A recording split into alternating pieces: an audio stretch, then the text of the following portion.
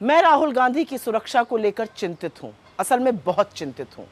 क्या मुझे लगता है कि उनकी जिंदगी को खतरा है? हाँ, बिल्कुल लगता है।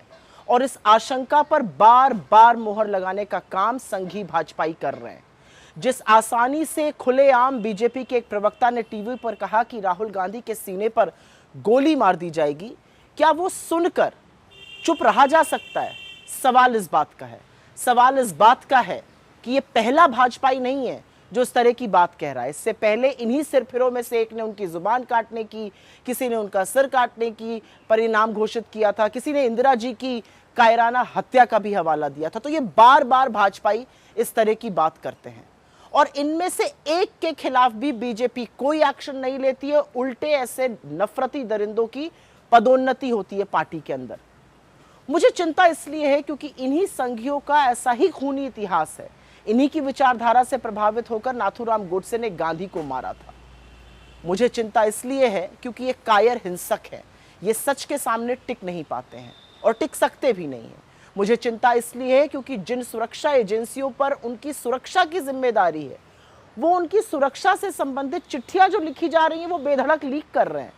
मुझे चिंता इसलिए है क्योंकि बीजेपी आईटी सेल के ट्रोल राहुल गांधी के विदेशी दौरों के फोटो और वीडियो को सोशल मीडिया पर शेयर करके उनकी सुरक्षा के लिए बड़ा खतरा बार बार पैदा करते हैं।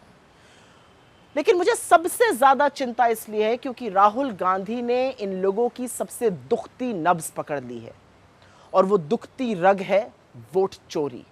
कैसे लोकतंत्र में चुनावों के साथ लगातार खिलवाड़ करके सत्ता हासिल की जा रही है और राहुल जी ये पुख्ता सबूतों के साथ देश को बता रहे हैं। दिक्कत तलब बात यह है कि उनके सबूत, उनका बताया सच आज घर घर पहुंच गया है और वोट चोर गद्दी छोड़ का नारा देश भर में गूंज रहा है। मुझे चिंता इसलिए है क्योंकि हमने अपने नेताओं को हिंसा के चलते खोया है। मुझे चिंता इसलिए है क्योंकि 14 साल के राहुल गांधी ने अपनी दादी को 32 गोलियां झेलकर इस देश की एकता के लिए शहीद होते देखा और महज 7 साल के अंदर अपने पिता के शरीर के चिथड़े उड़ते हुए देखे क्योंकि उन्होंने आतंकवाद के खिलाफ घुटना टेकने से मना कर दिया था।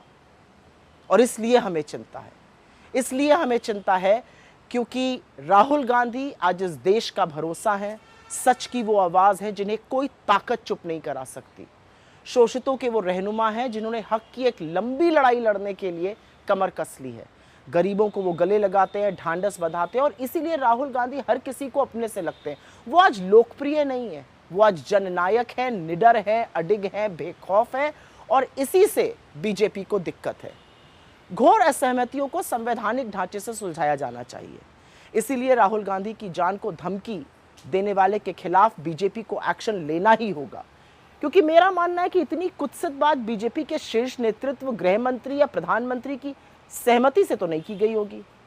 और हाँ, इस देश के मीडिया से आज सवाल है, वो मीडिया जो किसी भी ऐरे गैरे की बात पर उछल उछल कर डिबेट करता है, आज आप चुप नहीं रह सकते। आप ही लोगों के लाइव टीवी पर नेता प्रतिपक्ष पर गोली चलाने की बात की गई है, आप चुप कैसे रह सकते हैं?